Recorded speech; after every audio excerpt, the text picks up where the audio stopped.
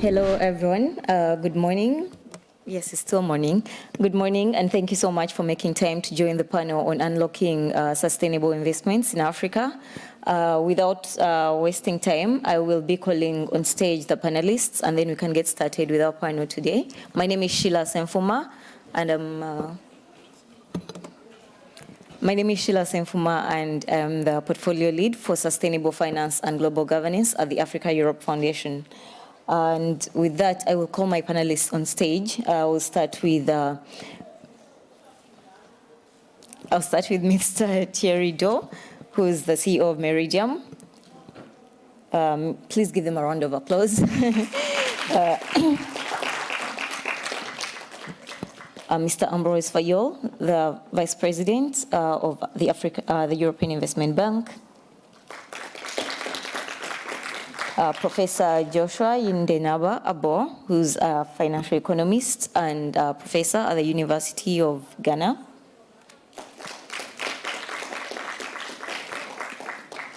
Mr. Louis Downing, who is the CEO of the Global Infrastructure Basel.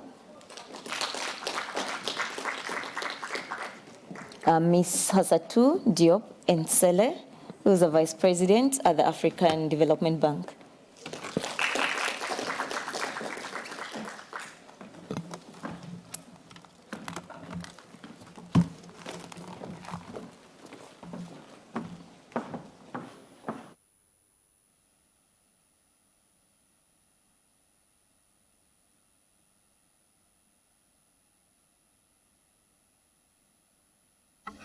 Yes, thank you so much for making the time today. I know everyone has been through a lot. We've had a lot of numbers, we've had a lot of content, but we are almost coming to the end. And I believe that this is now the panel that's going to give you the things that you'll go home with and put things into action.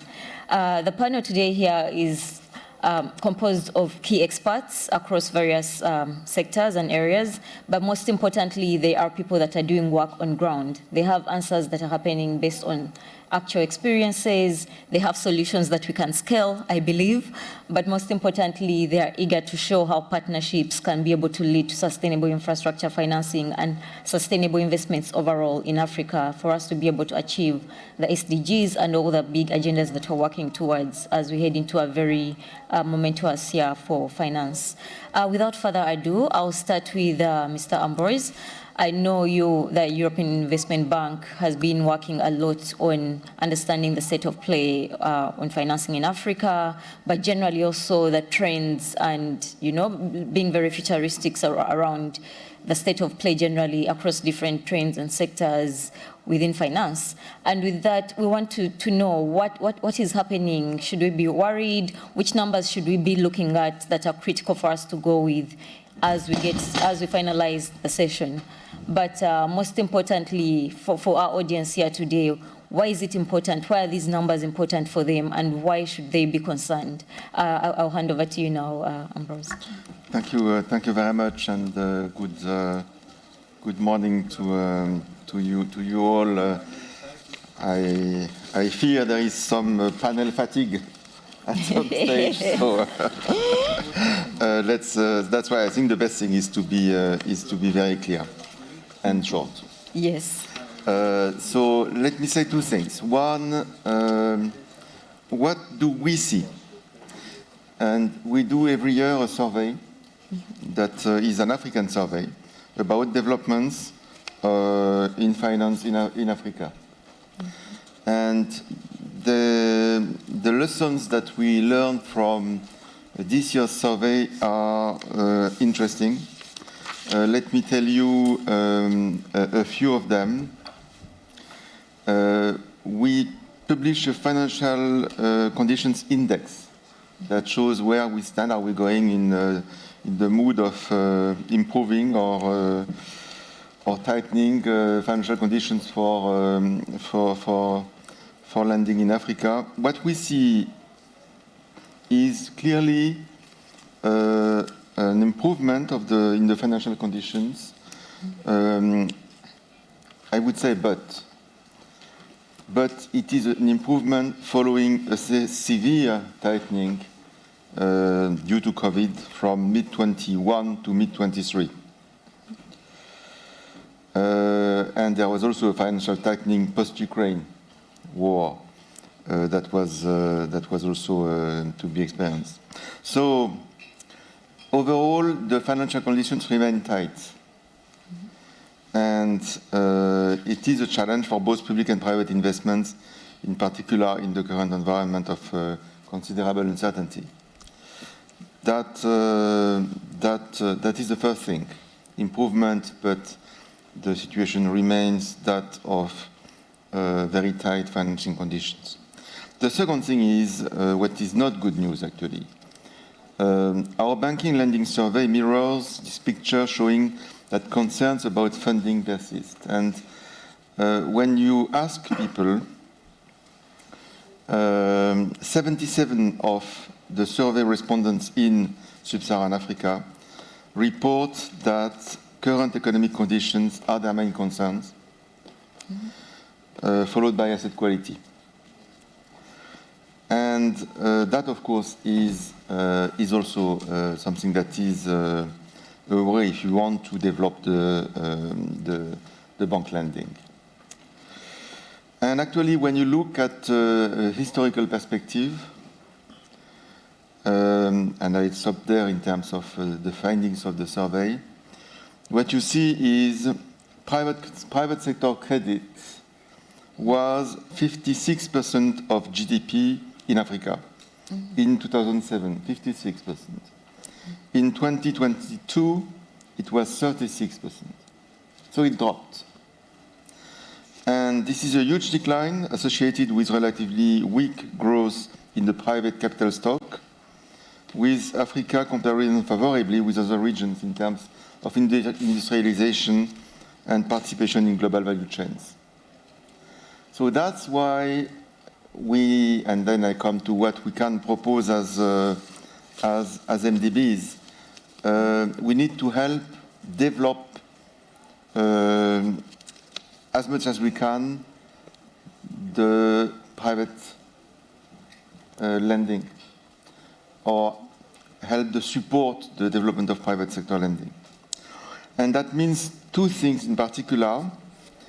One is to use the fact that we have capital in MDBs to try to help African financial institutions to develop their lending to SMEs. And that's what we have done.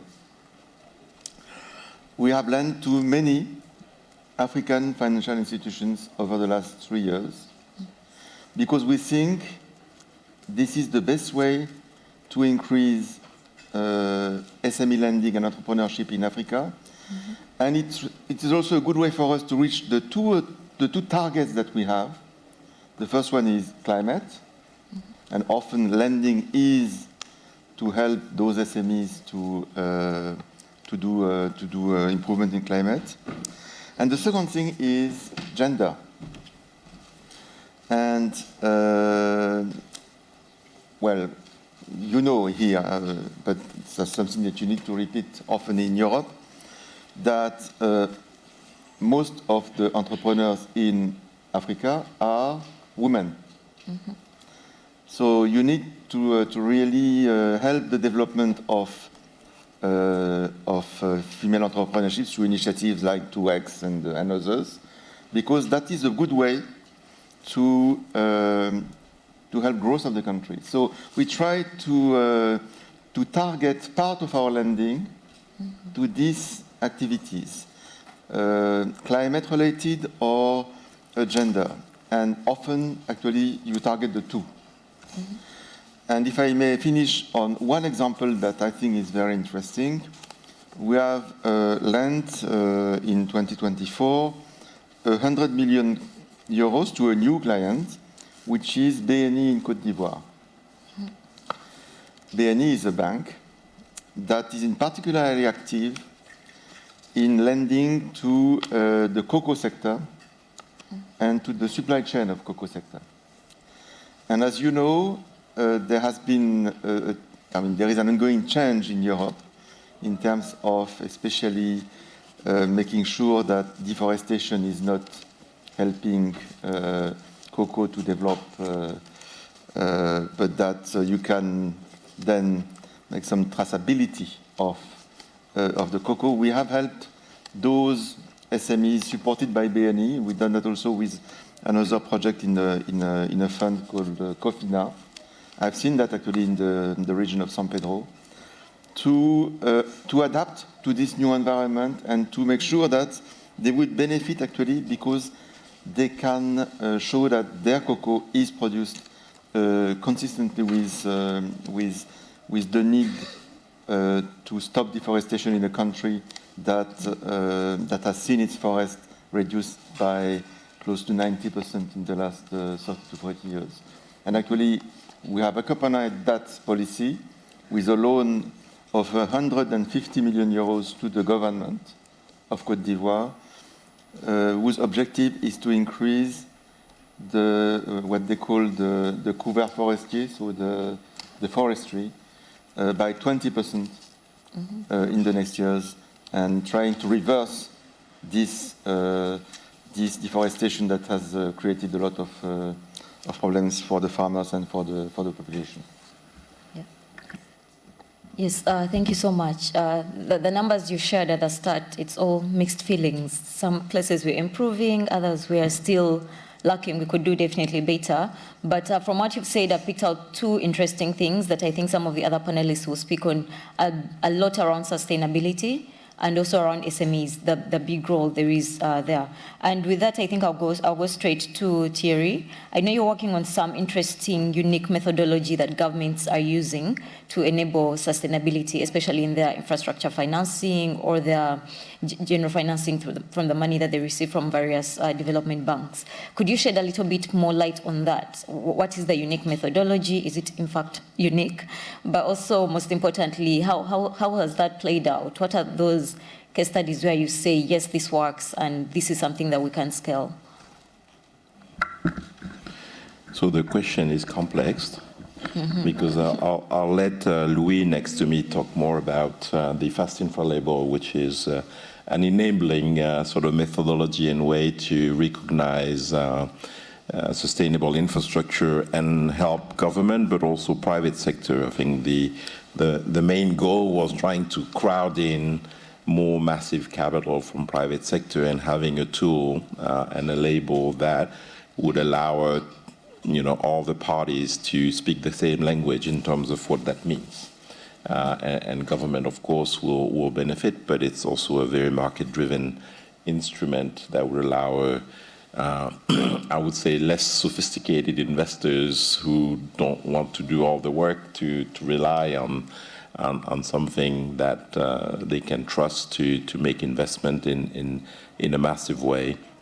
But in terms of, I would say, the approach with sustainable infrastructure in Africa, I would say after nearly 15 years of supporting that and investing heavily, I think some of the lesson learned can have a lot of case studies. To me, is partnering at different stages,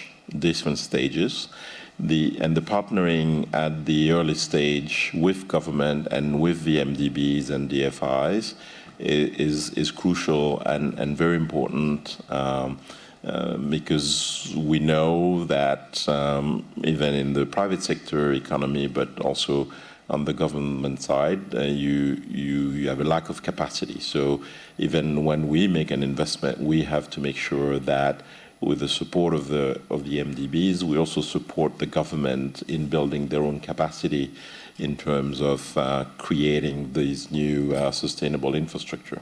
So implementation and execution, in a way, even when you have big goals in relation to sustainable infrastructure, is quite important. So that partnering, I would say, is essential. It is.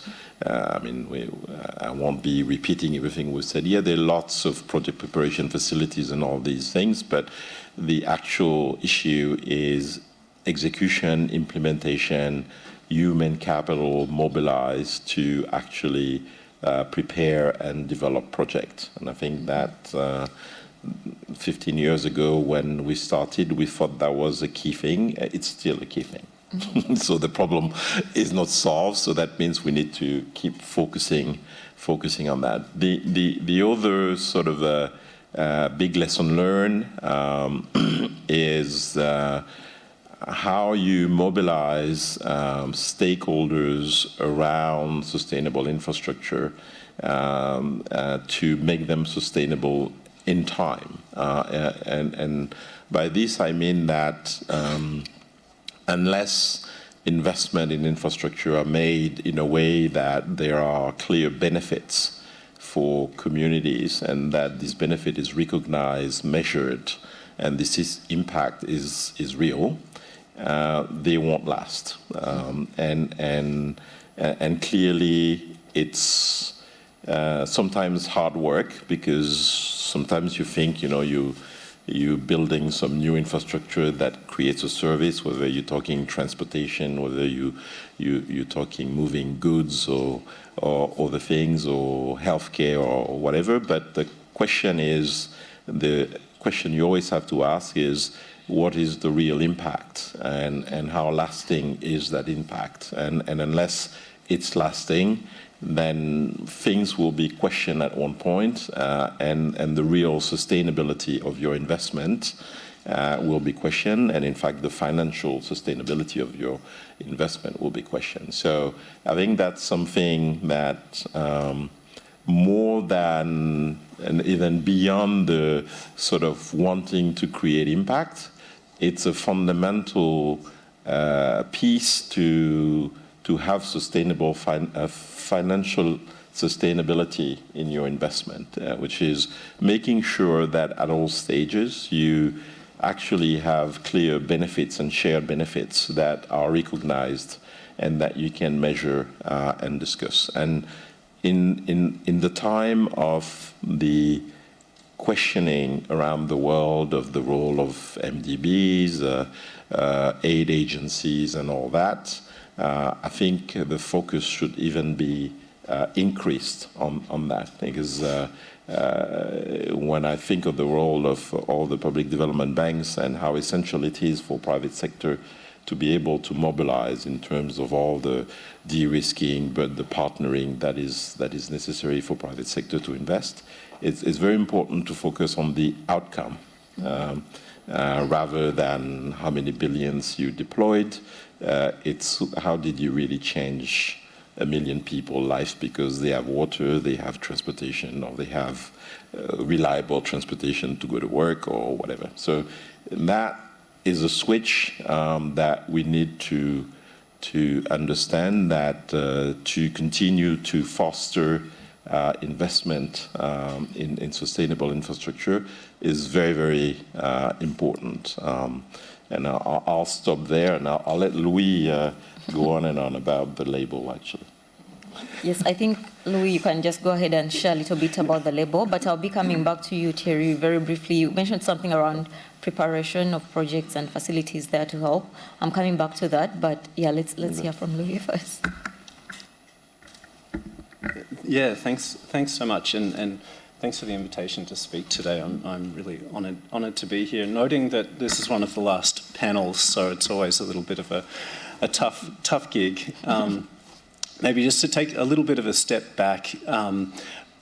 So we're the Global Infrastructure Basel Foundation. Our focus is really infrastructure, and to us, infrastructure is sustainable development. You cannot have thriving business, thriving economy, and sustainable development without reliable energy, reliable water, access to markets. So it's really fundamental. And I think what you said, Thierry, is spot on. That it's not just about mobilising capital. It's about mobilising capital to the infrastructure that will create sustainable development. There's so here on the continent, there were some famous figures released a while ago that quoted something like 80% of well-prepared infrastructure projects never get built. That came out of the World Bank. And when you think about that, it's just astonishing, and an astonishing waste of all of those project preparation resources pumped into that, because we really only have so many arrows to shoot, both in terms of time, but also in terms of capital resources. And to be shooting in the wrong direction is, you know, every wrong shot is a step away from the development that we need. So, you know, how do we get more of these projects built, and how do we ensure that they're the right projects as well? If we're to use private finance, both debt and equity, to fill the gap, then, you know, we can talk about the lack of pipeline. We can talk about the risk, the return, and how those factors often don't line up with what is possible for private equity and debt.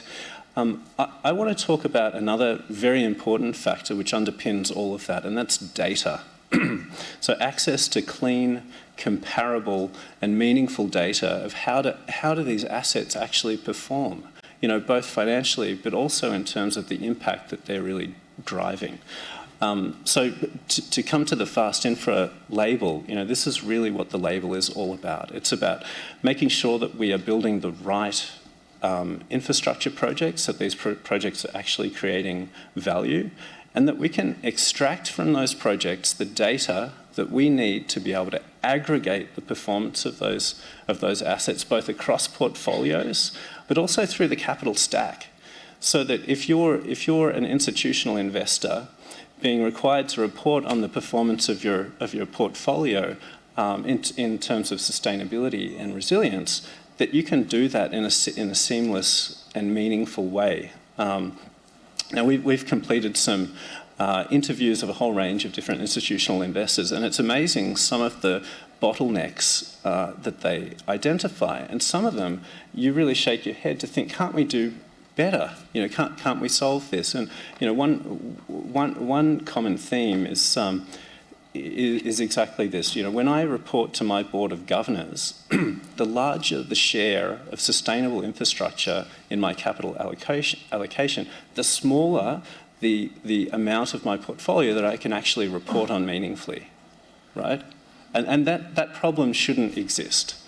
So, but it's really a collective action problem, you know, and this is why the Fast Infra label has been created. It hasn't been created by us. It's been created by a big group of investors, also engineering companies, civil society, multilateral development banks, to come together and say, we've got a collective action problem. Let's all use the same label, the same standard for data that we derive knowledge about the assets from, so that we can solve this collective action problem and address the underlying issues of why a lot of these actors are not putting more capital into sustainable infrastructure. We're also launching something called the Fast Access Program here in South Africa, where we're seeking to, do capacity building. There's a repayable grant to really help infrastructure projects and project developers access global best practice for sustainability and resilience as well. I'll leave it at that. Thank you. Yes, yeah, and then you did mention something around standardizing labels, like across, the playing field. And one of the things that we got from PIDA Week last year in November was that usually when it comes to accessing finance, one key thing that usually baffles governments is that there are lots of labels, lots of tools, lots of standards.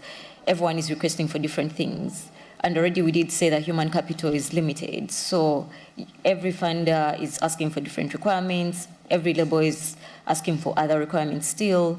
And that's something that's really frustrating. So just going back to what you did mention, how are you, on your part, ensuring that these are harmonized? Which partners are you working with?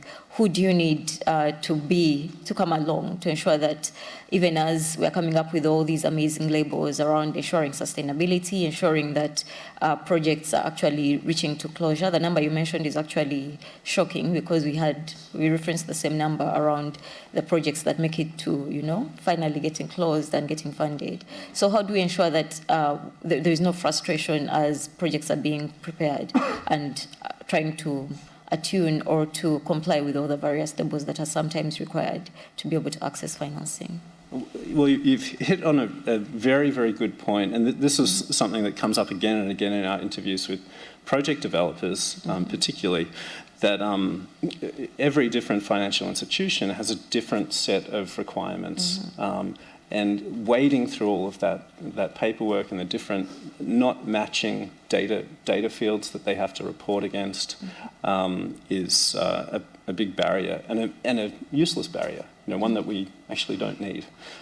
So, yeah, this has been within the DNA of the label from the beginning, that we're not creating anything new. We're actually just using what's already there. So we're taking the IFC performance standards as the base. Then we're adding to that some important elements that also come from other, social environmental guidelines from the different MDBs, but particularly plugging the gap around resilience. And I think that's sort of what I heard between the lines of what you said, Thierry, of sustainability, resilience, making sure that these assets will actually last their design lifetime, given the impacts and the changes in not just from climate change, but other geopolitical changes and shifts in demographic and so forth that we expect. So so that's exactly what the label is doing, is bundling these metrics all together into a structure that actually communicates across the reporting frameworks. Okay, thank you, that's very useful. I'll come to you, Ms. Nsele. Very recently, in fact today, the Africa-Europe Foundation, in partnership with the African Union Development Agency, AUDA-NEPAD, with the support of the Africa Climate Foundation, launched a report on unlocking sustainable investments in Africa. And one of the key things that was very striking was that most of the infrastructure in Africa is actually funded by African governments. At least 40% of the financing is coming from the governments. But we also realize that there is a very small pool. There is so much they can do with the funds that they have. Especially right now in line of dwindling resources, but also in terms of the revenue that they can generate locally.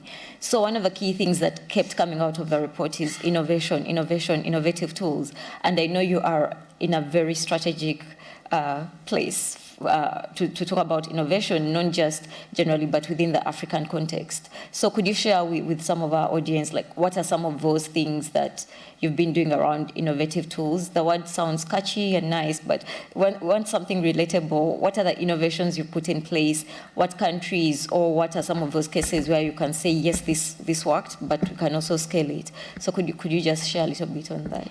Thank you very much, and good morning, still morning. So first of all, at the African Development Bank, there is a clear recognition that we have a formidable mandate, which is to promote social and economic growth on the African continent, but also the clear recognition that with the capital that we have, this is not something that we can do alone. So it's about going beyond shareholders' capital, being innovative, being a catalyst for attracting additional funding into Africa, for us to be able to implement, but also for others to be able to implement, so that that public development banks with shareholders in the main regional DFIs in Africa as a continuum or an arm for helping us implement the objective that we have for the continent. So, and I think that the main issue, there are three main issues: resources, and resources. And the thing is, we don't have the liquidity here. The resources are located in the north. So it's about how do you capture those resources. It's about the instruments that you use. It's about the platforms and initiatives that you have. But it's also about the environment that you're able to foster.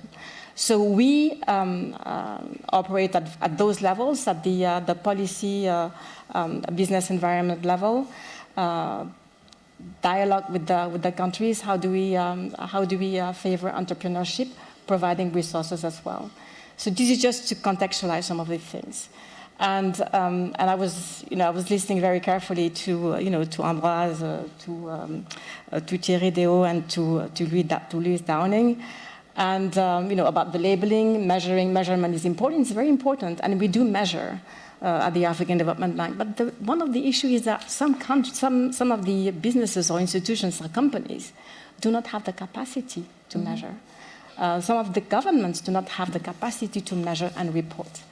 And this is also one of the reasons why we're seeing that access to vertical funds, billions and billions of dollars, African countries, we should be the major beneficiaries of climate funds because we are the least equipped to face climate change, only access 3%.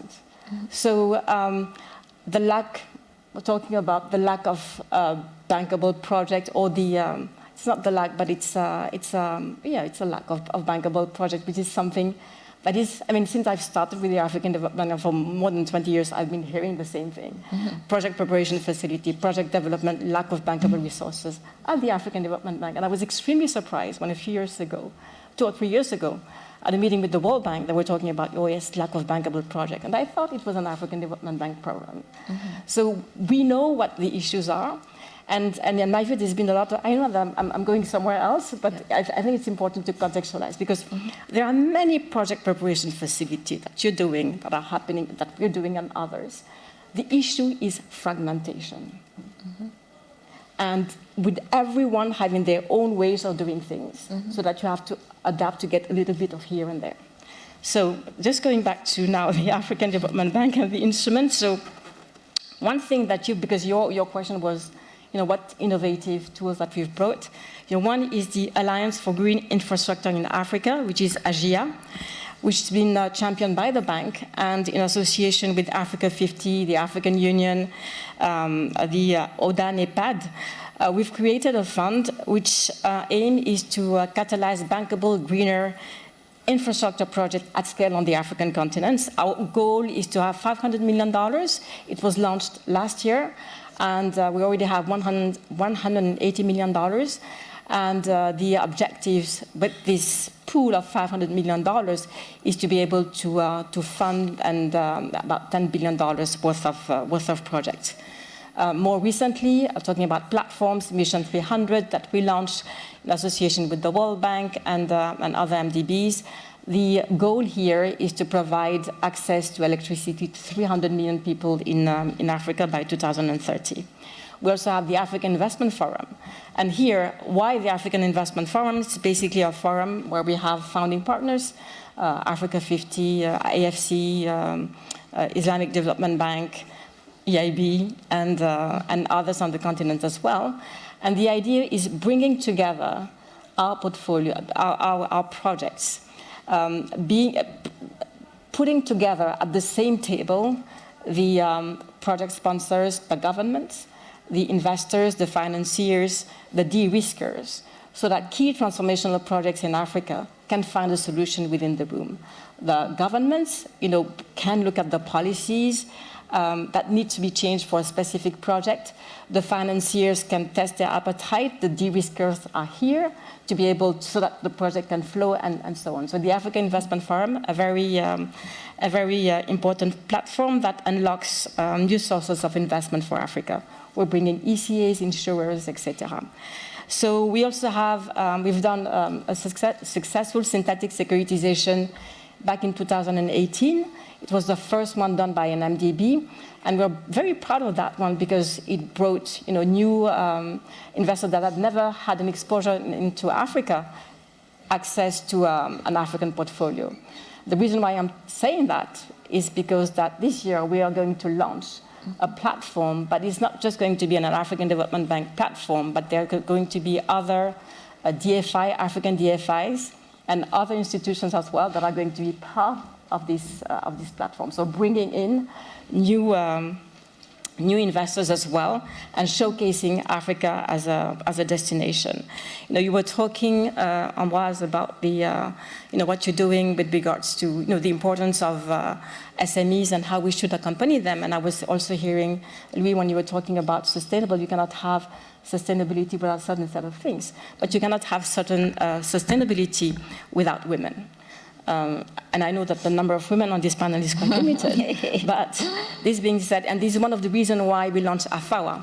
And AFAWA is not just, okay, let's do more for women, but let's look at the root causes of what the issues are.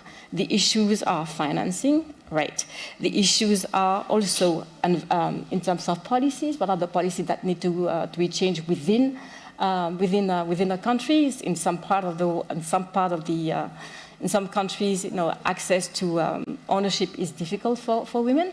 We're also looking at educating the banks about women, businesses, about the type of collateral that they can take. It's also about equipping women. So it's a whole, we're part of the whole value chain in order to be able to push things forward. And I will start with one instrument that we've launched.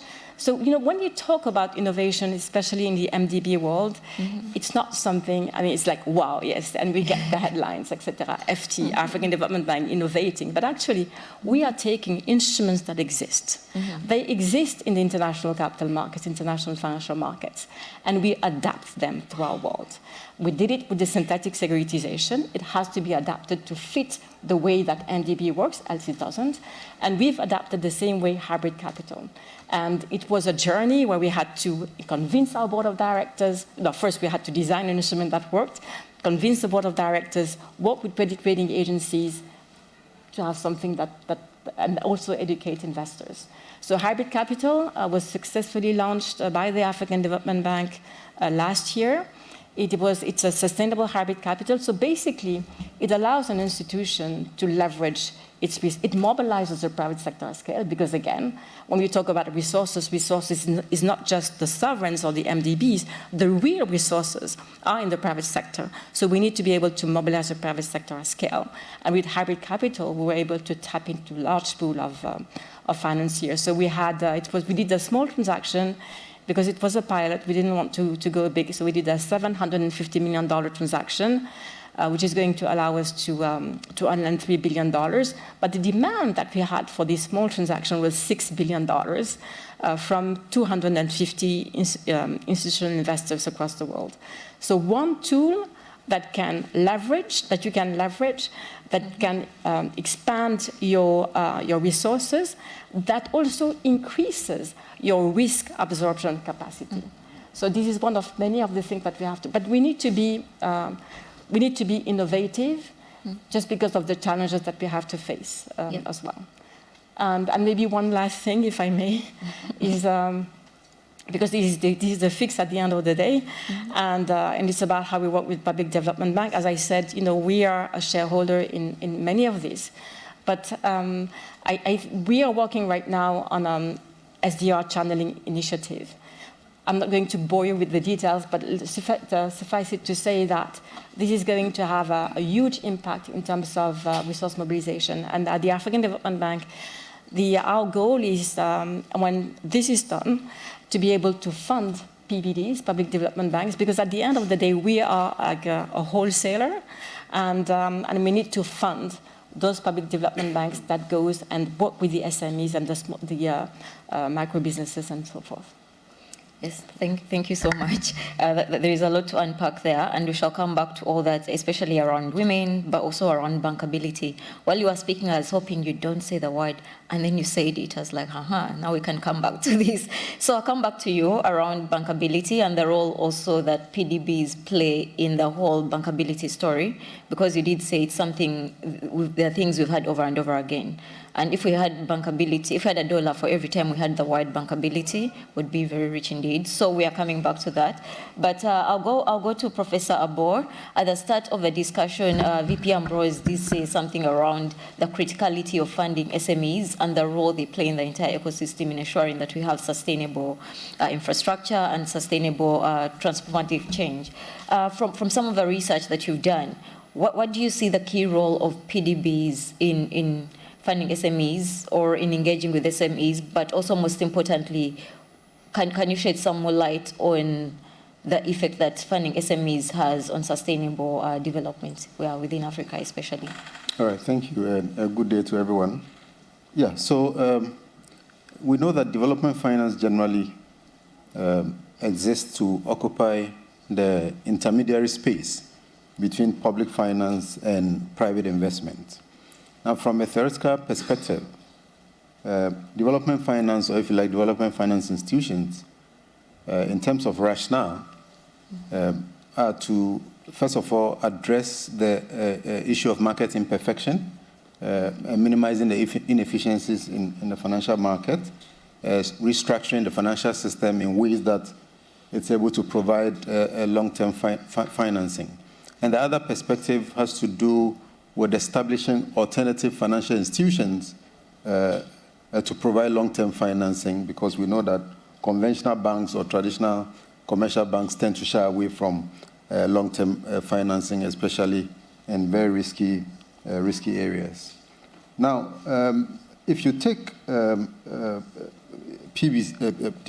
public development banks or development finance institutions, we know that given the nature of their funding base and the fact that they have strong government support, they're able to attract long-term financing from the capital market, and therefore they can commit such funds to very long-term projects. So that's why they can finance infrastructure projects. Now, apart from financing infrastructure projects, we know they are very active when it comes to driving or promoting inclusive finance, such as providing access to finance for SMEs and women-led businesses. And then we can also talk about financing the climate action.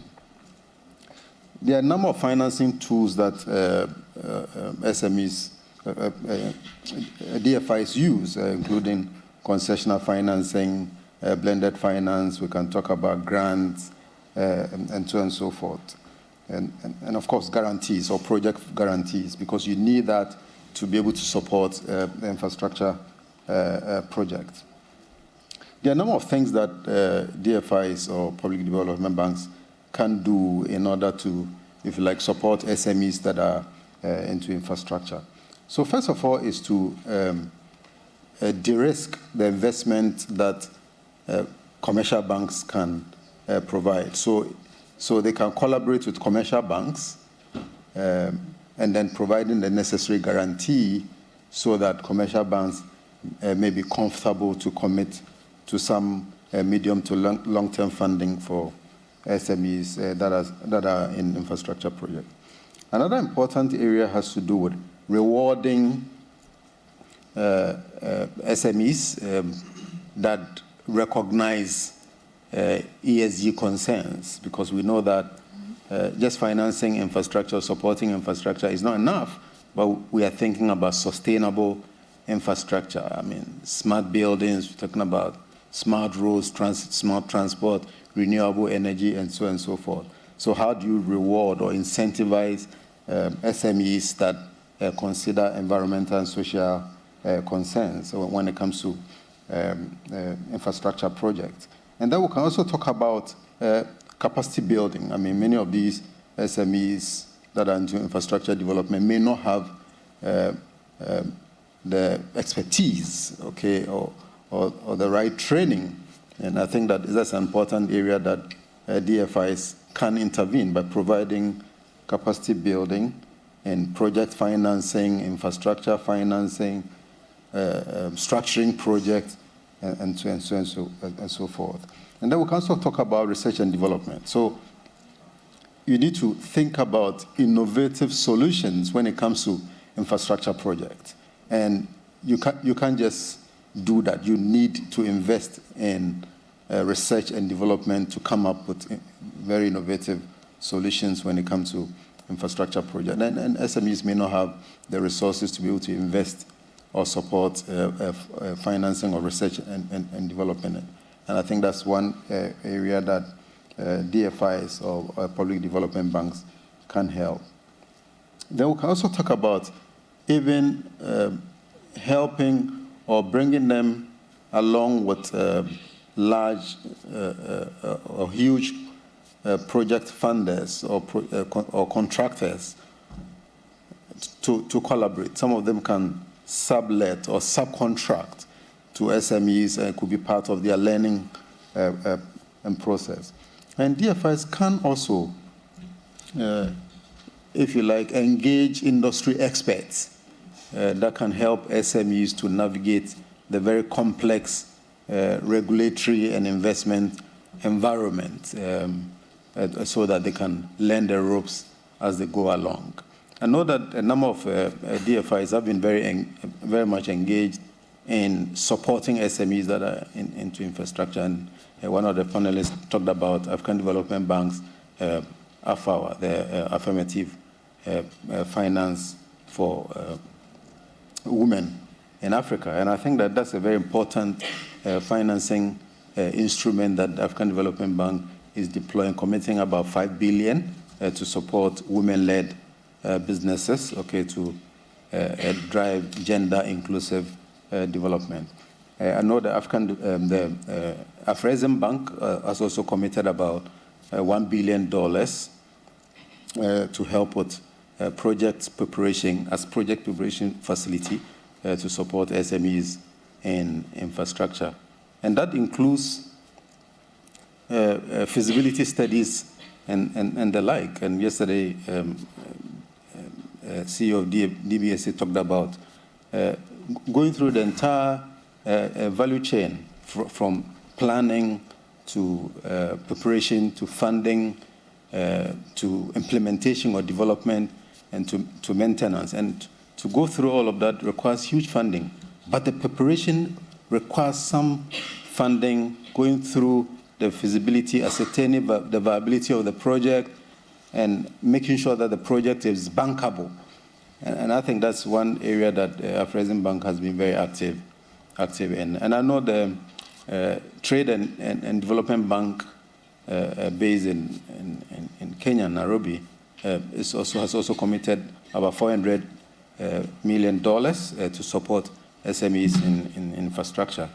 And I think that these are very good initiatives that other development banks can emulate. I know the IFC is also committed about $500 million to also support SMEs in solar projects, renewable energy, and so on and so forth. So these are some of the, if you like, initiatives that DFIs can pursue to support SMEs that are into infrastructure development. Thank you. No, thank you so much. And are there markets where you feel this is being done very well that could be used as a case study for this? Yeah, okay. So one thing is that the national development banks, sometimes given their asset size, are unable to do much of that. But the regional development banks, as I mentioned, I mean, these 4 examples I gave are regional development banks. So if you take Afrexim Bank, focuses on the entire African region. Afrexim Bank, same, African Development Bank. The Trade and Development Bank focuses on the East and Southern African sub-regions. And of course, the IFC focuses on entire globe. So I think that they can do a lot more. The regional development banks can do a lot more in that respect, given the size of their balance sheet, their capital base. And I think that gradually, if the national development banks are able to build or grow their assets or capital base, maybe they'll be able to do a bit more of that. The panel, one of the panelists talked about government itself committing capital to financing these banks. But we know that it is not easy. I mean, African governments are already saddled with very narrow fiscal space, and therefore asking them to constantly support or capitalize NDBs can be challenging. But if you take the regional development banks, given their rating, they are able to raise capital from the global capital market. And that's why I think that they can do a lot more when it comes to infrastructure development. Thank you so much. I'll have just a few follow-up questions, and then we shall hear from the audience. I see there is someone from Audanepad who can share a little bit on what we wanted to discuss on that front, because I know they're also on the ground and representing the region, so it would be great to hear some of that. But I'll come back to you, VP Fayol. You did mention about the research. You did mention around SMEs, which has also been elaborated by the professor right now. But in terms of challenges, Mr. Nsele did mention something around fragmentation being a core challenge in terms of us achieving some of the goals we're looking to realize. But from the report as well, what are those other additional challenges that you feel we can actually tackle and get out of the way maybe in the next 2-3 years based on some of the findings that you got? What are those places where we say this is an opportunity? Yes, it's a challenge, but it has a great opportunity for us to actually do something tangible, especially as we hear it today. There are many opportunities. There are many challenges. For example, we have launched an initiative with the support of Germany on greening the financial system, where we support both central banks, like the Central Bank of Kenya, who has put in place the first green taxonomy in Africa. So that investors can speak the same language, which is the value of taxonomy. Yeah. We have also developed an approach of risks that is based on climate risk, and give some technical assistance for that for commercial banks. I was thinking, and just as an example, I was thinking of the discussion, and I think if you want to do progress in terms of having more SMEs being financed by multilateral and PDBs, there are 3 things that can help. One thing is our homework, Asatu, myself, MDBs. This is to do more mutual reliance. Mutual reliance means when you have a project, when you do together an investment, you don't do all the appraisal of the project. You rely on the other one. And that saves time, that saves money, and that saves a lot of good things for the benefit of the project. That's one. And we are making progress there. There was the word last year was MDB as a system. I hope this will stay. Second thing is what PDBs can do with us. And there were a lot of thinking in terms of data, and it's true. We lack often data, but actually data are there. There is a big initiative of PDBs and MDBs that is called GEMS, the Global Emerging Market. This is one of the biggest risk database, recovery rates. That is very important for investors to know what is the experience of public banks in this and this. Of course, it is anonymized, but this and this geography. We have a wealth of information that we don't use enough. And for that, we have decided also last year to give much more visibility to this initiative for the benefit of those who are investing in regions where often they say, oh, we cannot invest, we don't have enough data, we don't know exactly what is the risk we are taking there. And the second, and the last thing, and I'll try to be as kind as I am, as kind as I can. We need that you give visibility to us. At EIB, I am absolutely convinced that helping banks, be it public or private banks in Africa, is one of the best ways to develop SMEs and to unlock sustainable investments. I am convinced of that.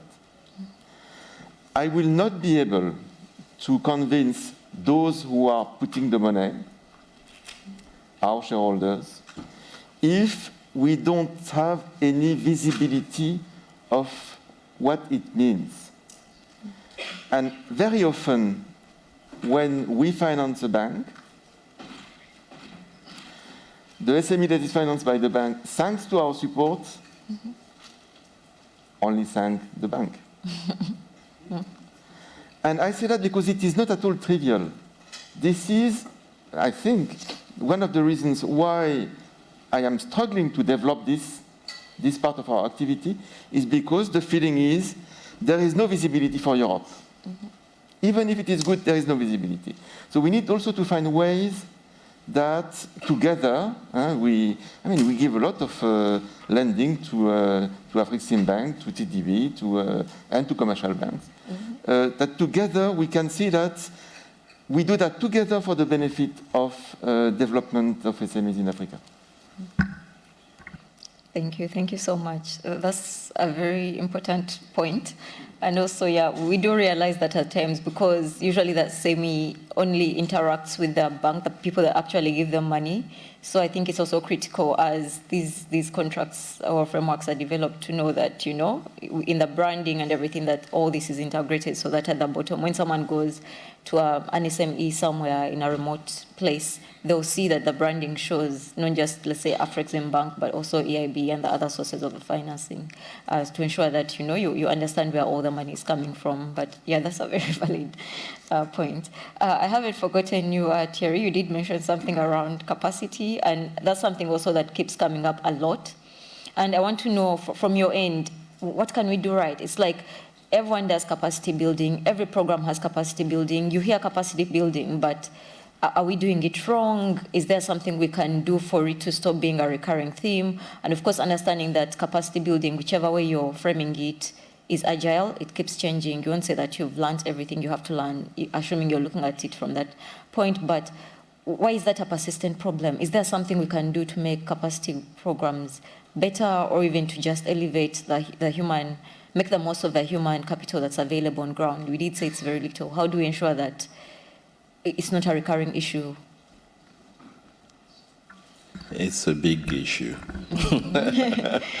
I mean, I think, and I think we've been inspired by, a fairly good track record in terms of capacity building. Because, if we go back sort of 25, 30 years ago, because Europe has gone through its let's develop infrastructure as well. I mean, it didn't just happen 100 years ago.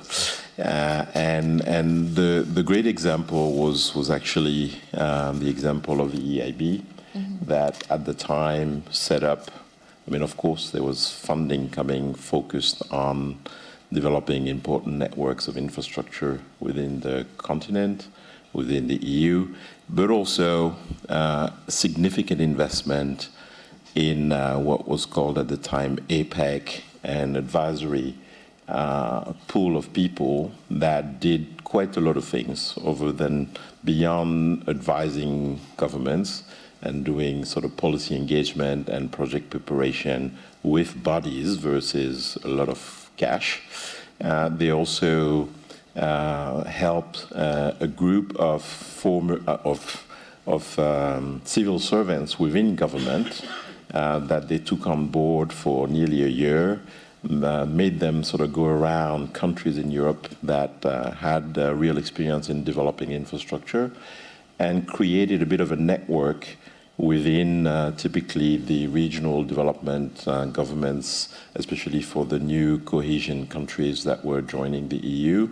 And this is how they built this network and this capacity within these governments at the right level for them to be able to develop projects. And so being sort of inspired by this experience, which I think is one of the most successful in Europe, we've set up about 5 or 6 years ago the African Infrastructure Fellowship Program, which is under foundation with a lot of support from EIB, the French government, and a number of companies, because it's for the benefit of all, that we could then put together a program that actually attracted civil servants that are potentially sort of project leaders and directors or PPP unit managers in their countries to become fully that, with both academic support, including certification with the World Bank on PPPs and things like that, but really understanding what it is to be a public client developing infrastructure and how to interact with private sector, understanding the basics of project finance, and being able to be a strong regulator and negotiator with the private sector with a real strategic goal to deploy and develop infrastructure. And of course they have, this is a bit of a 6 to 7 month full program, some of it online, some of it really in situ, in spending time with companies, law firms, and things like that.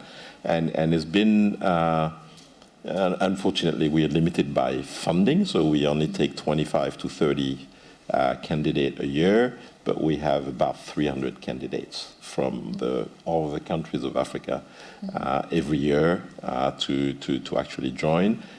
And how do you keep that sort of sustainable is really by creating this Pan-African sort of pool of resources and network that can support each other, because they all eventually have a successful experience in developing infrastructure. And often, experience from the African neighbor is much more well received than from elsewhere.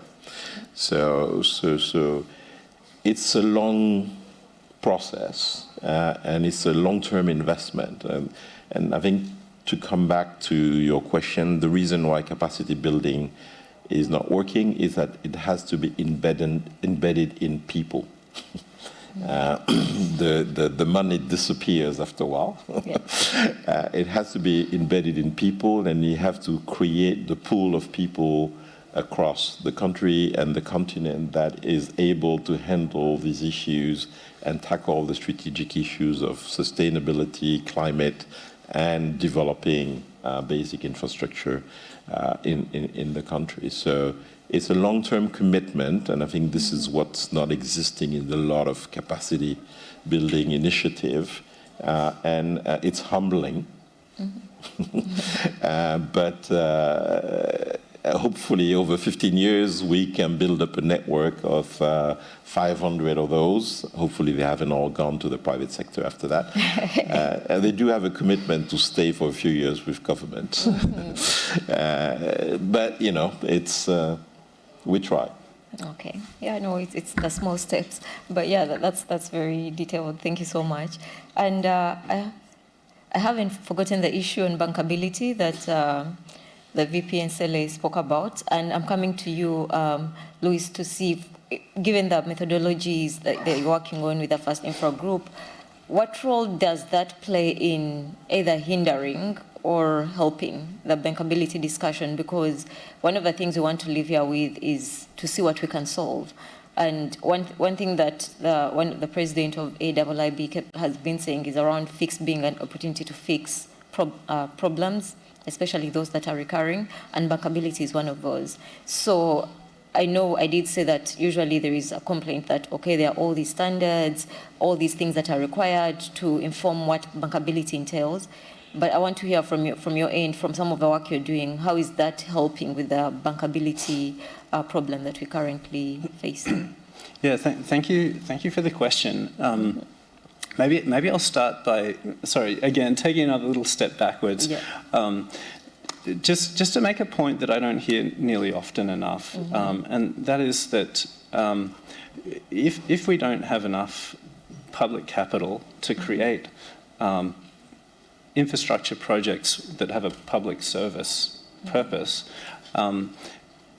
then obviously, activating the capital markets is very important, and there's a huge power there that we can take charge of, and that's fantastic, and we need to do that, but we need to do that with our eyes wide open, mm-hmm. as to what is the real cost of capital, can it be afforded, given the debt situation at the moment. And is the economic benefit coming out of those investments going to far outweigh the cost of capital? And I think that's, I mean, to bring it back to our work, that's a lot about what a lot of what the label is trying to do, is to really show that the benefit of the project in terms of long-term sustainable development can outweigh the cost of capital.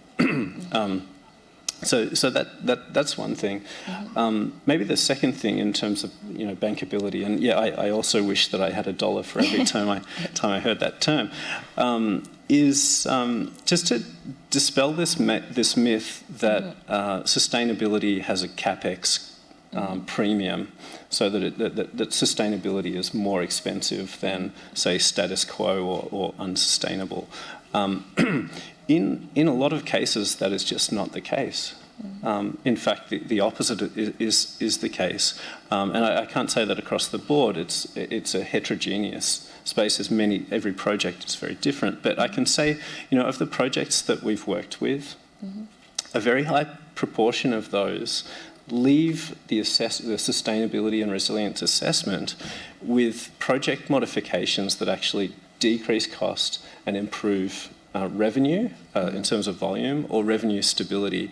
And not obviously over the long term that happens, because of resilience, impacts of climate change and so forth. I think we understand more resilient infrastructure makes sense over the long term. But also in the short term, there are a lot of cases where that's the case as well. So what I've really enjoyed with this panel is we've actually spoken about concrete examples. So I'll do the same rather than just leaving us in the nebulous space. So we worked with a cocoa manufacturing plant in Ghana. This is one example. And one of the things that we do is ask the project to demonstrate how its business case is resilient over the lifetime of the project under different climate change scenarios. And very quickly we realized that this project was relying on a volume of cocoa that was to be produced by certain agricultural areas, which was unrealistic under the soil fertility that was expected over the next 10 to 20 years. So this was a huge, when we realised this, the project developer was obviously quite upset, right? As were the investors. But having that knowledge, they were able to then react to it and to plan for it. So it affected the way that they made their contracts with supply. It affected the kind of insurance that they were taking. It affected their engagement with the cocoa farmers so that they could look into things like regenerative agriculture practices, or ways that they could also safeguard their own production. So, that's a great example of where it hasn't actually costed a lot of money to do those things, but it's protected the business. That's a long-term example. A short-term example, and thank you very much for bringing the topic of gender to the table as well, because this is a pet topic that I have as well, and I think there's a sort of an unspoken understanding that if you want to consider gender in your project, it becomes more complicated, it becomes more expensive. There's a big shift away from ESG and gender, in certain geographies at the moment, and it just doesn't make any sense when you really look at the projects. And I'll give another concrete example. So pardon me, an urban rail program that we worked with. This was a metro program where pretty high capex, pretty high impact on the city as well in terms of delivering safe services to people and to businesses. And their plan hadn't considered all of the user groups, specifically women, which constitute about 50% of the population, typically. So working with them, we started to look at what are the user habits and what are the needs of women to use the train, and they put in place some very cheap measures, including women-only carriages. That doesn't mean buying a new carriage. It just means putting a very cheap sign on there to say this is for women only, and other things like lighting, sanitation, some other measures. But what it meant was that women felt comfortable taking the train which means that they could access education, economic opportunities, the whole gamut. But it also improved not just the revenue volume in terms of accessing the other half of the population, but also revenue stability, because the ridership patterns are very different. And when one thing happens that affects the male ridership, it doesn't necessarily affect the female ridership. So that's a concrete example, but it's actually something that you can extrapolate across almost all service sectors. So if you're covering more people, you're going to have better revenue and better revenue stability. So, you asked about opportunities and the impact of the label that we're developing. I think the realisation of what sustainability really means, not just for people, economic development, but also for the bottom line. Yep. I think that is a huge opportunity that I'm looking forward to. I'm looking forward to that being based in concrete data. I'm very happy about what's happening with the GEMS database that you mentioned, Bros. I'm also a little bit disappointed. We were really looking forward to getting our hands on that data, and it's missing a lot of the juicy details that we need. But hopefully that can be improved on, and we're happy to support as well. Let me leave it at that. Thank you. No, that's very good, and it's great to hear the concrete examples. Can I add a Yes. quick point? Because you left some doubt about the fact that sustainability could be an extra cost. It's never an extra cost. It's a necessary investment. It's an insurance policy. Because being stuck with a stranded asset in 10, 15 years is not an option. And so it's the initial cost is really an investment, and people should see it that way. And they forget that in a world where almost nothing is insurable, trying to build up that insurance policy is something necessary for investors. Yes.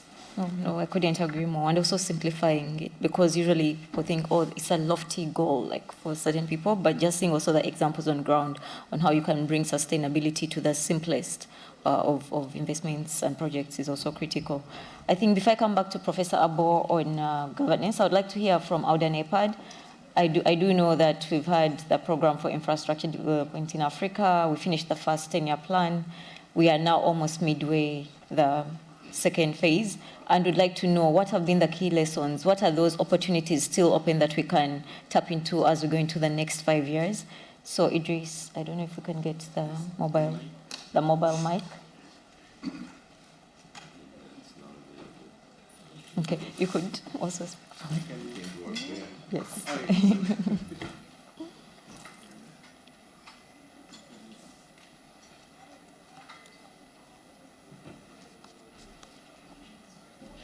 Yes. Okay, it's like. All right, thank you. But before I come to your question, let me comment a little bit about capacity building. It was an interesting point. In fact, what we have noticed in Auda Nepad is that most of the time, capacity building programs tend to address symptoms and not actually root cause. It's pretty much like the story of you go to a place, you see that people have water disease, and instead of clearing the issue of access to clean water, you prefer to give them medication, which usually happen very often.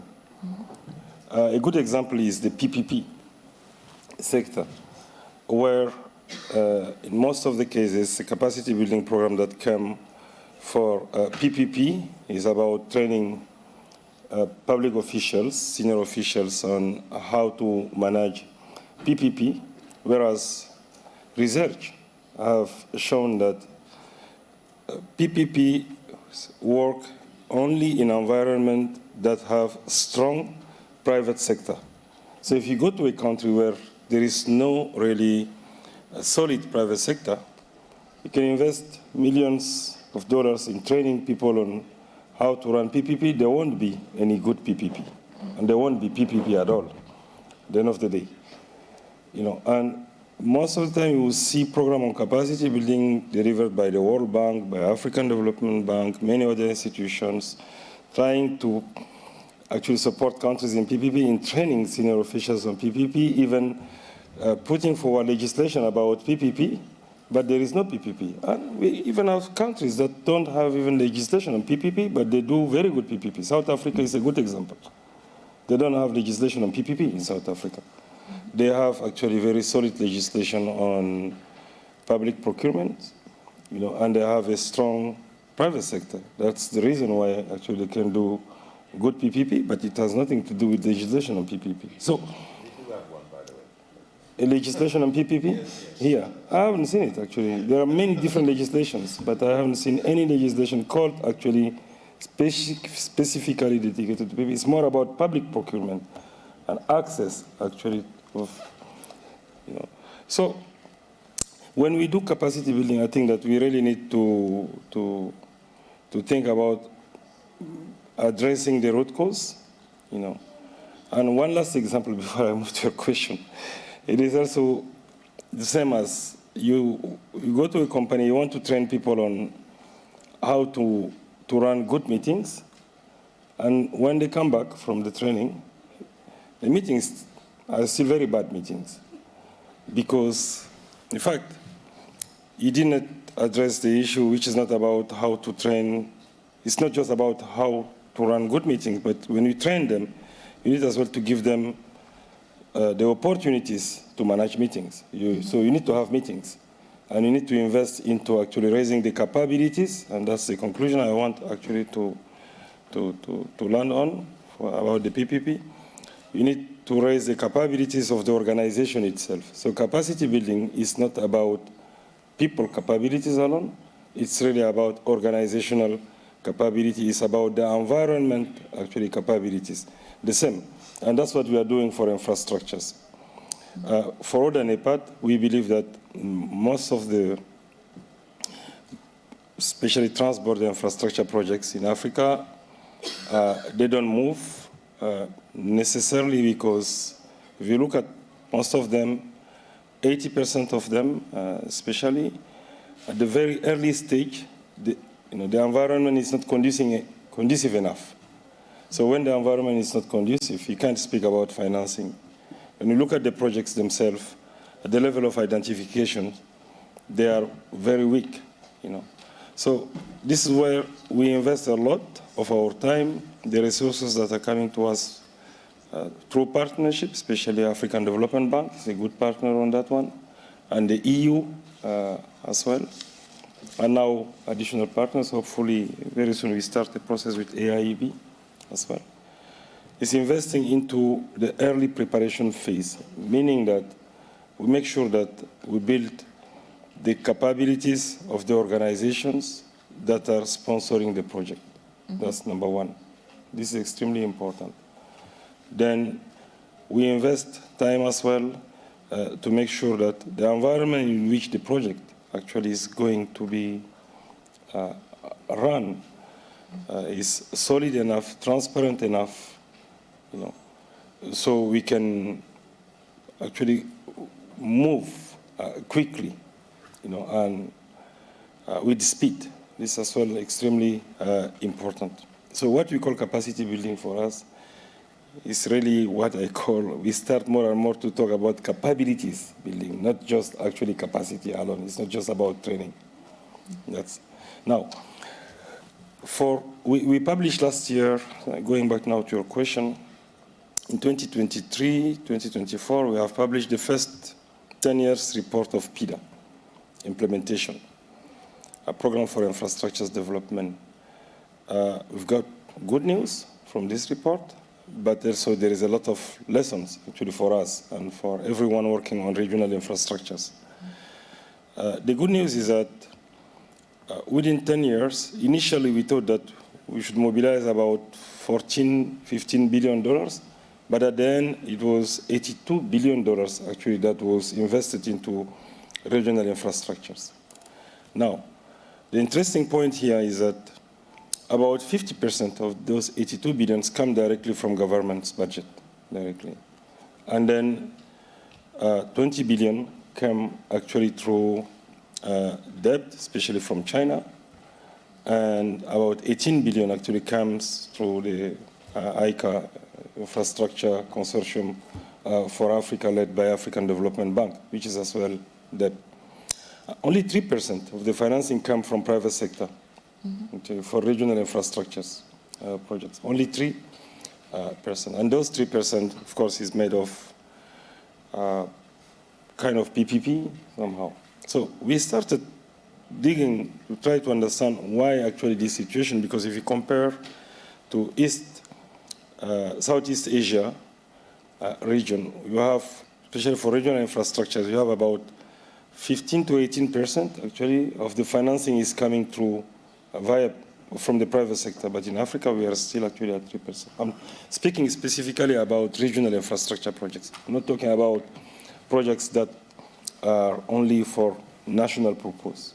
We call regional infrastructure projects are those that are cross-border or that have impact beyond actually the countries in which they have been actually built. So one of the reasons, of course, many reasons, has a lot to do with the initial setup of the project. Again, it goes back not even to project preparation, but what we call early project preparation phase. This is where we enable the environment. But this phase, private sector obviously is not interested to invest into it because somehow it's not their role. The role of the private sector is not to enable the environment, it's to invest into business, right? But even MDBs are hardly actually investing at this phase. Why? Because most of the MDBs, they want as well quick win, success. They want to show results. So if you tell them, let's take a corridor, one of the most difficult, complex corridor in terms of, I would say, the quality of the environment, N'Djamena-Douala corridor between Chad and Cameroon, in which EIB have accepted to invest, and African Development Bank as well. There's a lot of problems. If you want to spend time to enable the environment, it will take easily 10 to 15 years before you complete the project. So we consider that this is our role as ODA NEPAD, to convince our partners, to convince as well MDBs, governments, regional economic communities, and every actors, including private sector when they wish actually to put a little bit of seed money into that, to invest into this phase, because that's the only phase that actually, if you address that properly, we won't just accelerate implementation of projects financed by public funds, but would be capable as well of addressing the issue of the capability of the environment to clean it, so that private sector actually could come more easily.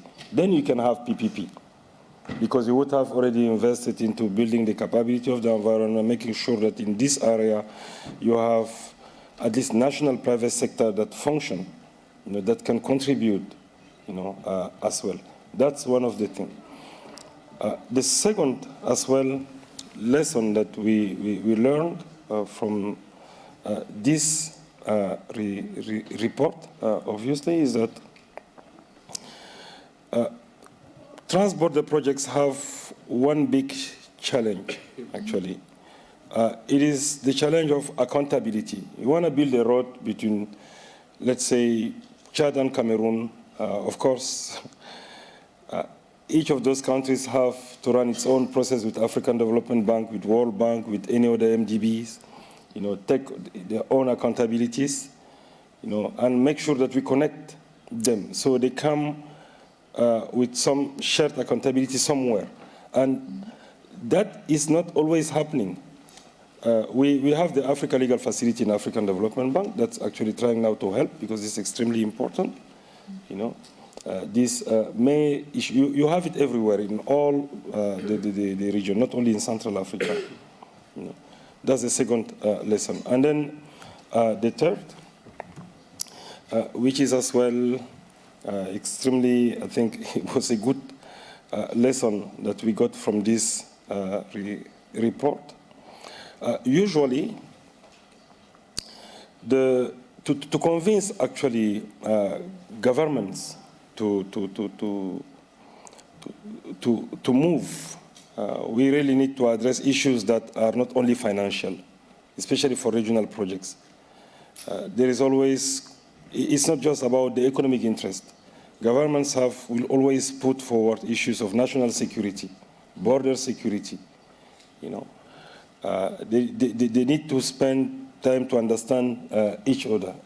So that's the reason why we have created the PC, which is the Presidential Infrastructure Champion Initiative, chaired by President Ramaphosa, in which when we face this kind of issue, which have nothing to do with financing at all, you know, we bring it to the level of the leaders, we make sure that they meet, they discuss, we provide them the data and some advisory services as well, so they can move and clear those issues that are not necessarily technical, but that are highly political. It means that politics have a role to play. If you want to actually move fast on regional infrastructure projects, the most important, and I will stop here, I think lesson that we learn is that it's all about politics, rather than just finance and technical and all the conversation that we bureaucrats and experts, engineers are having. You know, when we clear the politics, then things start to move. And most of the projects that have moved are the projects in which we have spent time talking to the leaders, making sure that they agree and they clean actually what have to be cleaned at their level. So that's what I can say. Thank you. Yes, thank you so much. Yes, you can clap. Yes. Thank you so much, and I hope you're still staying around for a bit. We're coming to the end of our panel. I know we've discussed very many things, and some of them were not scripted at all. I like the aspects, especially around gender, because that's something that we haven't had in most of the sessions, so it's nice to take that away even as a closing thought now that the conference is ending, the summit is ending, but also issues around governance, around politics and peace, and how they play into the bigger picture of sustainable investments.